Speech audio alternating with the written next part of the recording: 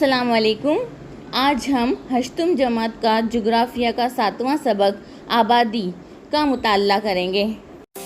किसी इलाके की तरक्की के लिए कई अवामिल फ़ायदेमंद होते हैं, जैसे उस इलाके में पाए जाने वाले मादनियात, ज़राअत, ये वसाइल भी बहुत ज़्यादा अहमियत रखते। ठीक उसी तरह से आबादी भी एक अहम आमिल है। किसी इलाके की तरक्की के लिए आबादी एक हर की ताकत होती है। हर की ताकत यानी हरकत करने वाली ताकत, जिससे मुल्क की माशी तरक्की में इजाफा होता है। आबादी की मालूमात मरदमशुमारी के ज़रिए से मालूम की जाती है। मरदमशुमारी हर 10 साल में होती है।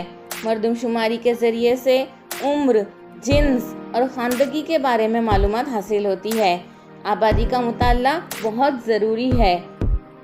मुल्क में पाए जाने वाले वसाइल आबादी के लिए काफ़ी है या नहीं, ये मालूम करने के लिए आबादी का मुताल्ला बहुत ज़रूरी है। किसी भी मुल्क की माशी, समाजी और सकाफ़ती तरक्की में आबादी एक अहम वसीला होती है।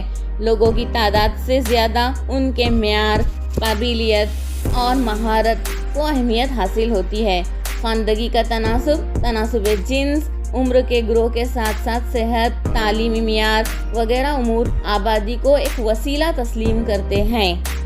किसी भी इलाके की आबादी का मुताल्ला करते वक्त दर्ज झील नुकात को मद्देनज़र रखा जाता है। उसमें नंबर 1 है आबादी का इजाफा, नंबर 2 आबादी की तकसीम, नंबर 3 आबादी का गुंजानपन और नंबर 4 आबादी की साख्त। आबादी में इजाफा किसे कहेंगे? इलाके की आबादी में मुसलसल तब्दीली होती रहती है। किसी वक्त आबादी में बहुत ज़्यादा इजाफा होता है तो कभी आबादी में कमी होती है। ऐसा क्यों होता है? ऐसे कौन से अवामिल हैं जो आबादी में इजाफा और कमी पर असरअंदाज होते हैं, जिसमें ख़ास तौर पर शरह पैदाइश, शरह अमवात और औसत अरसे हयात, इसके अलावा नक्ल मकानी यानी हिजरत वगैरह शामिल हैं। शरह पैदाइश यानी एक साल में 1000 आबादी में जन्म लेने वाले ज़िंदा बच्चों की तादाद शरह पैदाइश कहलाती है। शरह अमवात यानी एक साल के दौरान 1000 की आबादी में होने वाली कुल अमवात शरह अमवात को ज़ाहिर करती है। औसत अरसे हयात यानी पैदा होने वाला फ़र्द औसतन कितने साल जिंदा रह सकता है। भारत के हवाले से औसतन उम्र 70 साल है। इसके अलावा नक्ल मकानी यानी क्या? हिजरत। फ़र्द या किसी अफराद के किसी भी मकासद जैसे तिजारत है, तालीम हासिल करने के लिए लोग एक मकाम से दूसरे मकाम पर जाते हैं। शादी ब्याह है, बीमारी वगैरह के सिलसिले में भी लोग एक मकाम से दूसरे मकाम पर हिजरत करते हैं। किसी इलाके में बाहर से आकर बसने वाले अफराद की हिजरत अंदरूनी हिजरत कहलाती है और इसी तरह से किसी दूसरे इलाके में फ़र्द के दूसरे जगह पर जाकर बसने को बैरूनी हिजरत कहते हैं। इसी तरह फ़र्द या अफराद के ग्रोह के हिजरत करने की वजह से किसी इलाके की आबादी में मुसलसल तब्दीली होती रहती है। अगर किसी इलाके में हिजरत या शरह पैदाइश की वजह से मुसलसल इजाफा होता है तो आबादी में लामहदूद इजाफे की वजह से इलाके के वसाइल पर तनाव पड़ता है। अगर आबादी में काबू रहे तो जो मुल्क में वसाइल है उसका इस्तेमाल आसानी से किया जा सकता है। अब ये जो आबादी है हमको हर जगह पर यकसा नहीं दिखाई देती है। आबादी की तकसीम बिल्कुल भी गैर मसावी दिखाई देती है। आबादी की तकसीम का इन्हिसार जोग्राफियाई एतबार से उस मुल्क की बनावट पर होता है। किसी मकाम पर पहाड़ है या किसी मकाम पर हमवार मैदानी इलाके हैं। इस तरह से जोग्राफियाई हालात मुख्तलिफ होने की वजह से आबादी उन इलाकों में गुंजान, कम गुंजान या औसत गुंजान नज़र आती है। आबादी का इन्हिसार वसाइल की फराहमी पर भी होता है। कुछ इलाकों में वसाइल जैसे कि ज़राअत और मादनियात से भरपूर इलाके होते हैं। ऐसे इलाकों में आबादी का गुंजानपन ज़्यादा नज़र आता है। کچھ علاقے ایسے ہوتے ہیں جہاں وسائل بہت ہی زیادہ محدود ہوتے ہیں. ان علاقوں میں آبادی کا گنجان پن بہت ہی کم نظر آتا ہے. زرخیز میدانی علاقے اور تجارت کی جہاں پر سہولتیں ہوتی ہے، ایسے علاقوں میں آبادی کا گھنا پن زیادہ دکھائی دیتا ہے.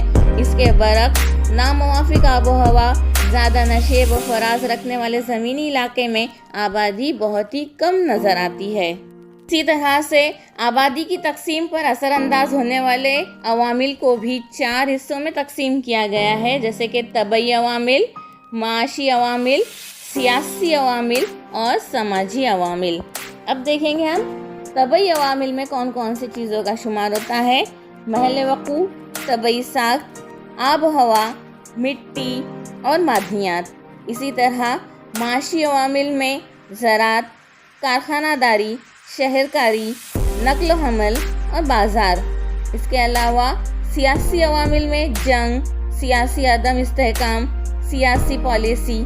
اس کے علاوہ سماجی عوامل میں نسل، مذہب، زبان، رسم و روایات وغیرہ شامل ہیں. آبادی کا گنجان پن کسے کہا جاتا ہے؟ کسی علاقے کی کل آبادی اور اس علاقے کے کل رقبے کے تناسب کو آبادی کا گنجان پن کہتے ہیں. یعنی جن علاقوں میں جو آبادی پائی جاتی ہے اس کو ایک ضابطے کے ذریعے سے بھی ظاہر کیا جاتا ہے. یعنی آبادی کا گنجان پن برابر علاقے کی آبادی بٹے علاقے کا رقبہ. آبادی کا قابو میں رہنا کسی علاقے کی ترقی کا اشاریہ ہوتا ہے.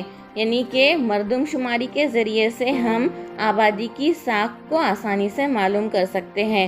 اس میں بہت سارے نکات کی معلومات بھی ہوتی ہے، جیسے کہ مرد، نوجوان، ناخواندہ، بچہ، بے روزگار، شیرخوار، خواندہ، دیہی، فعال گروہ، شہری، عورت، بوڑھا، جوان، منحصر گروہ، بالغ، جنس اور عمر وغیرہ. ان تمام نکات کا مطالعہ آبادی کی ساخت میں کیا جاتا ہے. آبادی کے مطالعے میں تناسب جنس کو بھی معلوم کیا جاتا ہے. تناسب جنس یعنی کل آبادی میں مردوں اور عورتوں کی تعداد کو معلوم کرنا تناسب جنس کہلاتا ہے. آبادی کے مطالعے میں عورت اور مرد کے تناسب کو بہت زیادہ اہم مانا جاتا ہے. یہ تناسب ایک ضابطے کے ذریعے سے معلوم کیا جاتا ہے. تناسب جنس برابر عورتوں کی کل تعداد بٹے مردوں کی کل تعداد ضرب 1000. یعنی 1000 مردوں میں عورتوں کی کل تعداد کتنی ہے. یعنی 1000 مردوں کے مقابلے میں اگر عورتوں کی تعداد کم ہے تو ایسا سمجھا جاتا ہے کہ تناسب جنس یعنی عورتوں کی تعداد مردوں کے مقابلے میں کم ہے. جس مقام پر عورتوں کا تناسب مردوں سے زیادہ ہوتا ہے وہاں خاص طور پر مردوں کی نقل مکانی زیادہ ہوتی ہے. یعنی وہ لوگ اپنے مکانوں کو چھوڑ کر بیرونی ہجرت کرتے ہیں. یعنی کہ زیادہ تر یہ لوگ روزگار کی تلاش میں ایک مقام سے دوسرے مقام پر جاتے ہیں، جیسے کہ کیرلا، رتنا گیری. اس لیے ان علاقوں میں عورتوں کی بنسبت مردوں کی تعداد زیادہ نظر آتی ہے. لیکن جس مقام پر عورتوں کا تناسب مردوں سے کم ہوتا ہے وہاں خاص طور پر عورتوں کی شرح پیدائش کم ہوتی ہے. ابھی تک ہم لوگ آبادی کے مطالعے میں آبادی میں گنجان پن، کم گنجان، اوسط گنجان وغیرہ کا مطالعہ کر رہے تھے. اب عمر کے لحاظ سے بھی آبادی کو 3 گروپ میں تقسیم کیا جاتا ہے. پہلا گروپ ہوتا ہے 0 سے لے کے 14 سال کی عمر کا، اور دوسرا گروپ ہوتا ہے 15 سال سے لے کے 59 سال تک کے عمر کے لوگوں کا گروپ، اور تیسرا گروپ ہوتا ہے 60 سال سے وہ اپنی جتنی عمر جیے گا اتنے سال کی عمر کا گروپ، افراد کا گروپ اس میں شامل ہے. دوسرا گروپ یعنی 15 سال سے 59 سال کی آبادی والا گروپ، یہ گروپ کام کرنے والی آبادی کا گروپ کہلاتا ہے. اس گروپ کے افراد نوکری اور کاروبار سے منسلک ہوتے ہیں. ان لوگوں کی وجہ سے ملک کی معاشی آمدنی میں اضافہ ہوتا ہے. جن علاقوں میں ایسے گروہ اور ان میں نوجوان افراد کا تناسب زیادہ ہوتا ہے، ایسے علاقوں کی ترقی بہت تیزی سے ہوتی ہے۔ منحصر افراد کے گروہ کو بھی 2 حصوں کے اندر تقسیم کیا گیا ہے، 0 سے لے کے 14 سال کے عمر کے افراد کا گروہ اور 60 سال سے زائد عمر والے اس میں شامل ہیں، لیکن اس گروہ کے افراد کا علم اور تجربہ بڑا قیمتی سمجھا جاتا ہے۔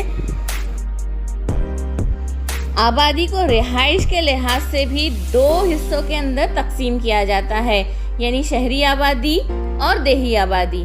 دیہی آبادی کے زیادہ تر افراد ابتدائی پیشوں سے منسلک ہوتے ہیں، جبکہ شہری آبادی کے بہت سارے لوگ ثانوی اور ثالثی پیشوں سے منسلک ہوتے ہیں۔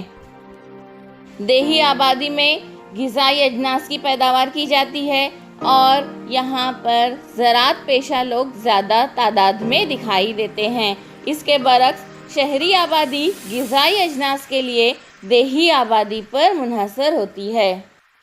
آبادی کے تناسب کے ساتھ ساتھ ہمیں خواندہ کی معلومات بھی حاصل کرنا ضروری ہوتا ہے۔ خواندہ یعنی سماج میں کچھ لوگ خواندہ یعنی تعلیمی یافتہ اور کچھ لوگ ناخواندہ یعنی غیر تعلیمی یافتہ ہوتے ہیں۔ ہمارے ملک میں جس شخص کو لکھنا پڑھنا آتا ہے اسے خواندہ مانا جاتا ہے۔ خواندگی کا تناسب جتنا زیادہ ہوگا وہ ملک اتنا زیادہ ترقی یافتہ کہلائے گا۔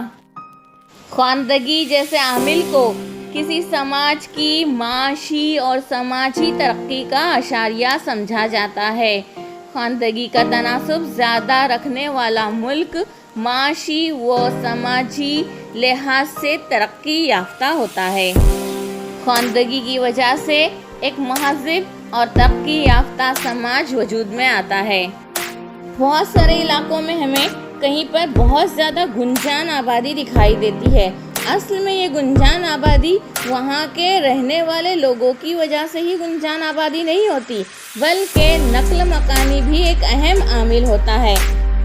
نقل مکانی یعنی مثلاً شادی، تعلیم، کاروبار، تبادلہ، سیاحت، قدرتی آفات اور جنگ وغیرہ کی وجہ سے لوگ نقل مکانی کرتے ہیں۔ جس مقام پر لوگ کام کے سلسلے میں ایک مقام سے دوسرے مقام پر جاتے ہیں وہاں پر کام کرنے والی آبادی کی کمی ہو جاتی ہے، اور جس مقام پر کام کرنے کے واسطے لوگ ایک جگہ سے دوسرے جگہ پر یعنی اس مقام پر آتے ہیں تو وہاں پر ملازمت، کاروبار، مواقع، قدرتی وسائل کی فراہمی وغیرہ دستیاب ہونے کی وجہ سے وہاں کی معاشی ترقی کیسی ہو جاتی ہے، بہت زیادہ بڑھ جاتی ہے۔ ملک کو ترقی پذیر اور ترقی یافتہ اس طرح سے 2 حصوں کے اندر تقسیم کیا جاتا ہے۔